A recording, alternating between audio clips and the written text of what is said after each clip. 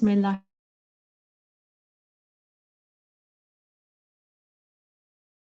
क्या होता है? हमारे पास यहाँ पे नेटवर्क की 2 डेफिनेशन है। सबसे पहले हम पहली डेफिनेशन को देखते हैं। A network is a set of technologies including hardware. Network क्या है?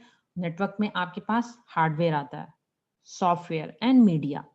यानी ये 3 चीज़ें आपके पास होनी ज़रूरी हैं अगर आप कोई भी नेटवर्क बनाना चाहते हैं। That can be used to connect computers together enabling them to communicate, exchange information and share resources in real time. अगर आपके पास एक छोटा सा ऑफिस है और उसके अंदर कुछ पीसी हैं, कंप्यूटर्स हैं, आप उनकी आपस में कम्युनिकेशन करवाना चाहते हैं, तो आप क्या करेंगे? उन सबको कनेक्ट करने के लिए आपको किसी मीडिया की ज़रूरत होगी।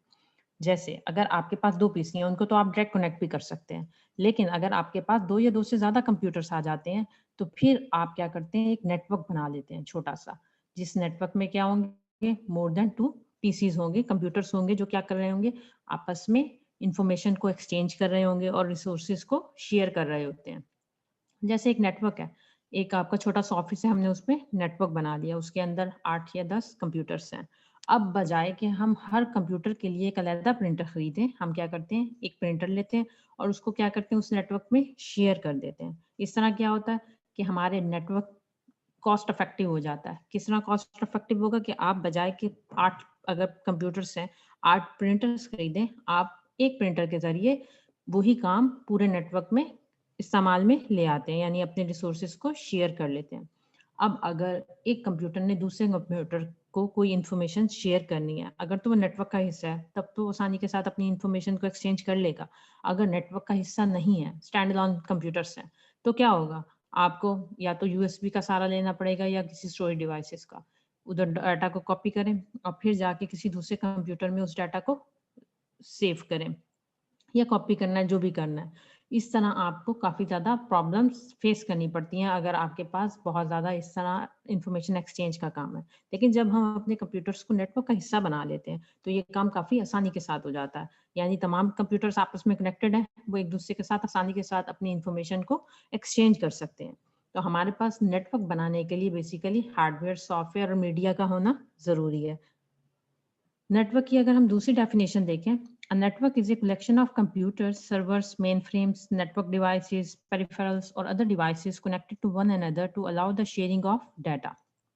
नेटवर्क में अगर आपके पास एक बड़ा किस्म का नेटवर्क है, यानी आपके पास बहुत ज़्यादा कंप्यूटर्स हैं एक ऑफिस में, तो आप उनकी मैनेजमेंट के लिए सर्वर भी इंस्टॉल्स कर सकते हैं। इस तरह डिफरेंट किस्म की network devices like switches, hubs, routers वगैरह का भी इस्तेमाल होता है।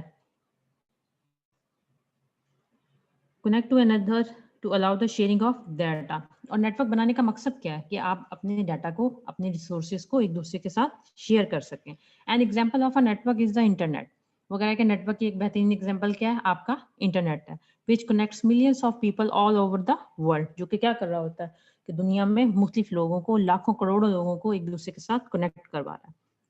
तो नेटवर्क का हमें मकसद क्या होता है कि हम एक दूसरे के साथ आसानी के साथ इंफॉर्मेशन एक्सचेंज कर सकते हैं, अपने रिसोर्सेज को शेयर कर सकते हैं।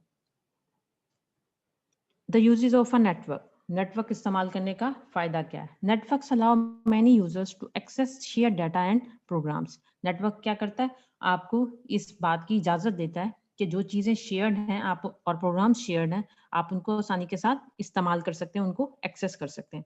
जैसे कि मैंने अभी एग्जांपल दी थी कि अगर एक प्रिंटर शेयर्ड है, तो तमाम अगर 10 यूजर्स हैं या 20 यूजर्स हैं, वो सब के सब उस प्रिंटर को एक्सेस कर सकते हैं।